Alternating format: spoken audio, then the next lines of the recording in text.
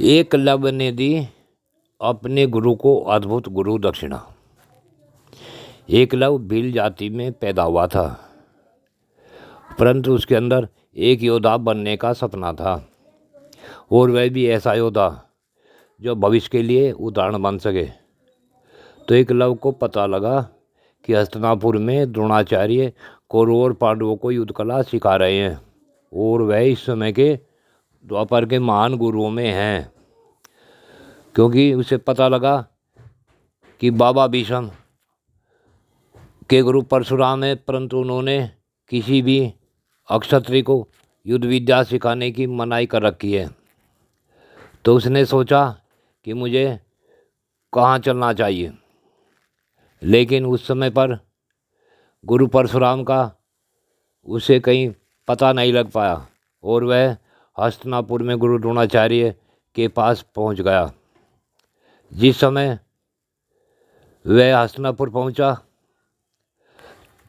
तो गुरुकुल के द्वार पर ही गया था कि गुरु द्रोणाचार्य अर्जुन को मिट्टी की बनी हुई चिड़िया पर निशाना लगाने को कह रहे थे।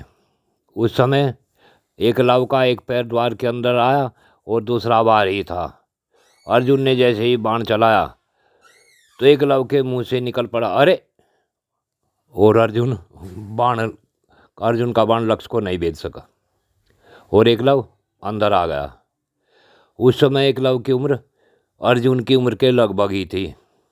तो अर्जुन बोल उठा, गुरुदेव, इस लड़के ने बीच में ही बोलकर मेरा निशाना चुकवा दिया, मैं अपने लक्ष्य तक को नहीं भेद पाया। गुरु द्रोणाचार्य बोले, बेटे तुम कौन हो, यहाँ क्या लेने आए हो? तो एकलव्य बोला, गुरुजी, मैं एक भील का लड़का हूँ और आपको अपना गुरु धारण करने आया हूँ। गुरु द्रोणाचार्य बोले, बेटे क्या तुम इस चिड़िया पर निशाना साध सकते हो? तो एकलव्य बोला, जी हाँ गुरुजी, इसमें भी कोई इतनी बड़ी बात है। गुरुजी की आज्ञा ले कंधे से धनुष उतारकर बाण लगाकर बोला, गुरुजी, इस मिट्टी की चिड़िया के किस अंग पर निशाना लगाना है? तो द्रोणाचार्य बोले, बेटे चिड़िया की आँख को भेदना है। तो एकलव्य ने गुरु द्रोणाचार्य के चरण स्पर्श किए और चिड़िया की आँख भेद दी। अब गुरु द्रोणाचार्य ने तो अर्जुन को सबसे बड़ा धनुर्धारी बनाने को कह रखा था, परंतु यह क्या, यह लड़का तो अर्जुन से ज़्यादा धनुर्धारी अभी है, यह तो युद्ध कला काफ़ी जानता है। यह सोचकर गुरु द्रोणाचार्य बोले, बेटे मैं तो केवल राजघराने के लड़कों को ही युद्ध कला सिखाता हूँ। अगर तुम किसी राजघराने के होते तो तुम्हें भी सिखा देता, परंतु तुम वापिस जाओ, मैं तुम्हें युद्ध कला नहीं सिखा सकता। एकलव्य ने गुरुकुल में मिट्टी के अनेक पशु पक्षी बने देखे तो बोल उठा, गुरुजी, ये मिट्टी के खिलौने किस लिए हैं? तो अट्टहास करता हुआ दुर्योधन बोला, अरे ओ मूर्ख लड़के, इन सब मिट्टी के खिलौनों में ही तो हमारे गुरुदेव हथियार चलाना सिखाते हैं। एकलव्य शांत मुद्रा में गुरु को दंडवत प्रणाम कर आगे जब चलने के लिए आज्ञा मांगी तो गुरु द्रोणाचार्य के मुँह से अचानक निकल पड़ा कि पुत्र तुम्हें तुम्हारा लक्ष्य प्राप्त हो। और एकलव्य तो अपने घर जाकर गुरु द्रोणाचार्य की मिट्टी की मूर्ति बनाई और उसे जंगली फूलों के रंगों से सजाकर एक ऊंचा स्थान पर स्थापित कर दिया। एकलव्य ने सोचा कि मुझे बाण विद्या ऐसी आनी चाहिए कि जिससे किसी भी पशु पक्षी को बिना चोटाए मेरा बाण लक्ष्य तक चले।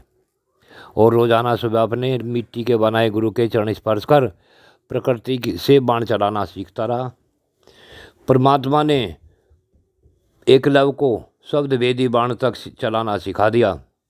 वह यह नहीं जानता था कि प्रकृति उसकी इष्ट है। वह तो रोजाना गुरुचरण स्पर्श कर अपने कार्य पर लग जाता था। एक बार पांडव वन में घूम रहे थे, एकलव्य के इलाके में आ गए। पांडवों के साथ एक कुत्ता भी था। वह दूर से इन भीलों के बच्चों को देख भौंकने लगा। उस समय एकलव्य बाण विद्या का अभ्यास कर रहा था, तो कुत्ते के भौंकने की आवाज़ से एकलव्य के अभ्यास में रुकावट हो रही थी। तो एकलव्य ने एक ही बार में इतने शब्दभेदी बाण छोड़े कि कुत्ते का मुंह बाणों से भर गया।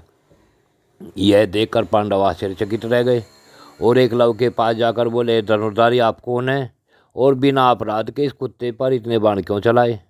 तो एकलव्य ने कुत्ते के मुंह से सभी बाण सुरक्षित निकाल लिए और कुत्ता स्वतंत्र होकर पीछे हटकर भाग गया।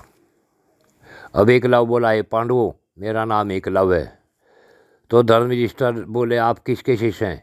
एकलव्य बोला, मैं गुरु द्रोणाचार्य का शिष्य हूँ, देखो मेरे साथ आओ। और उन्हें अपने घर ले गया, जहाँ उसने अपने गुरु की मूर्ति लगा रखी थी। मूर्ति को दिखाकर बोला कि ये पांडवों, मेरे गुरु द्रोणाचार्य ही हैं। तो अर्जुन ईर्ष्यावश बड़ा दुखी हुआ और वह गुरुकुल में आने के बाद अपने गुरु द्रोणाचार्य जी से बोला, ये गुरुदेव, एकलव्य भील बाणों की ऐसी विद्या जानता है जो मैंने सोची भी नहीं है। तो गुरु द्रोणाचार्य बोले, क्या बात हुई बेटे? तो अर्जुन बोला, आप मेरे साथ चले। और अर्जुन के साथ गुरु द्रोणाचार्य एकलव्य के यहाँ पहुँच गए और वहाँ जाकर एकलव्य से बोले, बेटे तुम किसके शिष्य हो? तो एकलव्य ने अपने गुरु की मिट्टी की सुंदर मूर्ति दिखाई और बोला, हे गुरुजी, मैं आपका शिष्य हूँ और आपकी कृपा से ही मैं युद्ध कला सीख रहा हूँ। तो गुरु बोले, बेटे बिना गुरु दक्षिणा के शिष्य किसी भी विद्या में निपुण नहीं हो पाता। तो एकलव्य बोला, तो बोलिए गुरुजी, मैं क्या दक्षिणा दे सकता हूँ? तो गुरु द्रोणाचार्य बोले कि क्या गुरु दक्षिणा देते समय तुम पीछे तो नहीं हट जाओगे?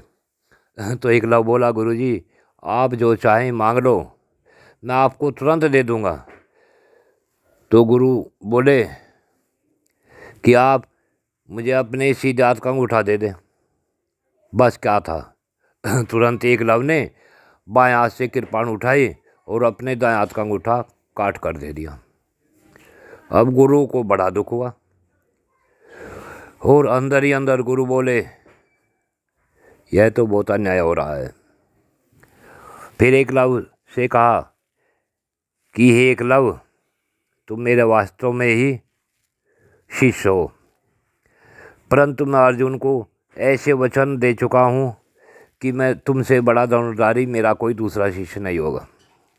इसलिए बेटे ये अन्याय तुम्हारे साथ मैं कर बैठा हूँ और तू एक धनुर्धारी को खो बैठा। फिर भी अब मेरा आशीर्वाद तेरे साथ रहेगा, युद्ध में तुझे कोई हरा नहीं पाएगा। गुरु का आशीर्वाद लेकर एकलव्य धन्य हो गया।